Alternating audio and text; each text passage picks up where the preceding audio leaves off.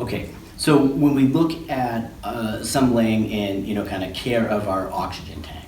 So this one here is a D tank. This is what we carry in our portable O2 bags. So we'll take this to the patient's side.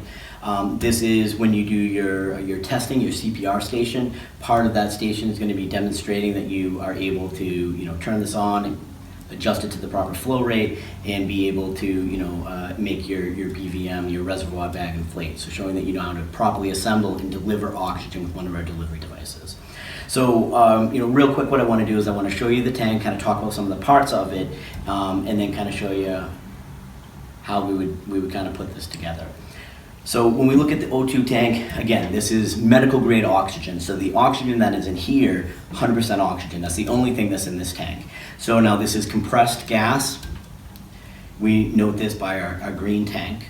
They come in different sizes. D tank is the one that we're able to carry around with us. And this is the one that you're gonna use mostly in lab. When we're looking at managing our patient, so it comes with a regulator. I'm gonna show you how to put this on and off. Once we open a new tank, so we get a fresh tank that is full. When we look at our D tank, we're looking at 2,000 PSI. That's going to tell us that that tank is full. When it starts to get around 500 or below, we need to change it out, because if we were to take this to a patient who's going to need high flow oxygen, we're going to exhaust the tank. So we want to make sure when it's getting low that we change it out. So we're going to show you how to put on and off the regulator, because you need to do that every time you change out your tanks. But once we put this on, we keep it on the tank until the tank is empty. We need to change it off. So this isn't something that we do every time we use it. We keep the regulator on. So when we look at our ambient air, 21% oxygen, we have mixed gases, and that's what we breathe in. When we say that a patient's on room air, it means that they're not on medical grade oxygen.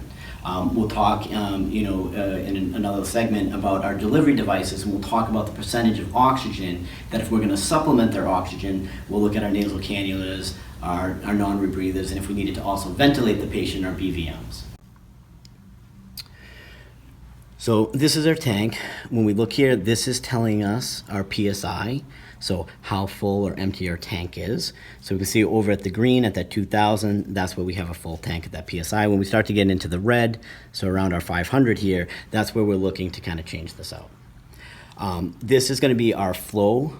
So when we say that we're going to put them on 12, 15 liters high flow oxygen, this is where we adjust it. So right now it's in the off position, and as this turns, we can see it goes up. So if we were going to put them on a non-rebreather, if we were going to put them on our BVM, we may be saying that we're going to attach them to high flow oxygen. We're going to set it to 15 liters per minute. So oxygen is going to be measured in liters per minute. Right now my tank is off, so we'll shut this back down to 0. This is my needle port, and this is where now my oxygen tubing is going to connect. So I'm going to connect one end here, the other end will be to the delivery device that we're going to deliver the oxygen through. Okay, so for right now, what I'm going to show you is when we look at this regulator, so the regulator is going to hold oxygen after we turn this tank on, and we'll show you how to bleed it out. So when we're looking to put this on or off, this opens and it slides up. So when we look at our tank, we have one big hole and 2 little holes. When we look at our regulator, we have that one big that's going to slide into, and our 2 little. It's like a jigsaw. It really only goes on one way correctly. We've seen a lot of funny things.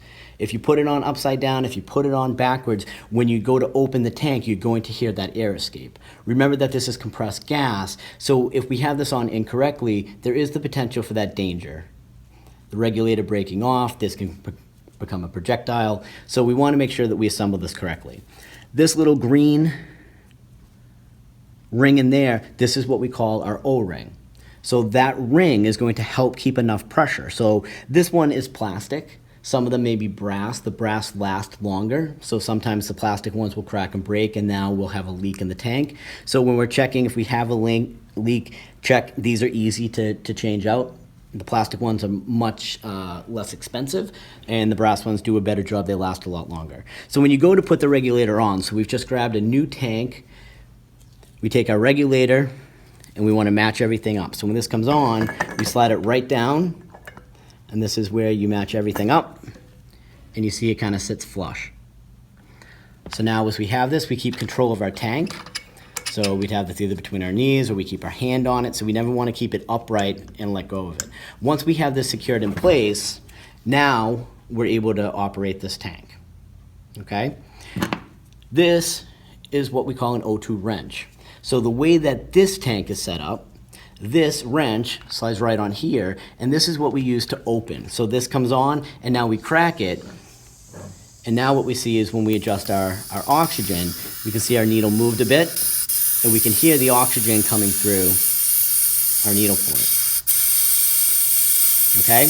When we shut this off, so now we shut it off, we're done with the patient, we disconnect everything. We still have oxygen that's stored in here. So if I were to just shut this off, there's still that oxygen that's now filling up this regulator. So what we do is we say that we're going to bleed the tank. So when we do that, we now shut this off. And when we turn this on, you're going to hear and you're going to see if we watch this knob. So when I turn this on, we're going to hear that escape and we're going to watch this needle now come back down. So now what we've done is we've now emptied this out, so now that it's safe. We would shut this back down to 0, and this is where now we would have this laid down. We would keep it secured. So if we're in the back of the ambulance, we'd want to make sure that it was either strapped down on our stretcher, or if we had it on the bed, we could have a strap over it so that this, if we were to stop short, doesn't go flying out and become a projectile. You never want to leave this unattended. You don't drag them, you don't drop them. When you're changing out the tanks, you want to make sure that your hands are dry, free of oil. So, if you're eating potato chips, you wouldn't want to then change out this tank. So you want to make sure your hands are clean, dry. Obviously, we don't want people smoking around the oxygen tank. So these are things that, we'll go over, in our time together.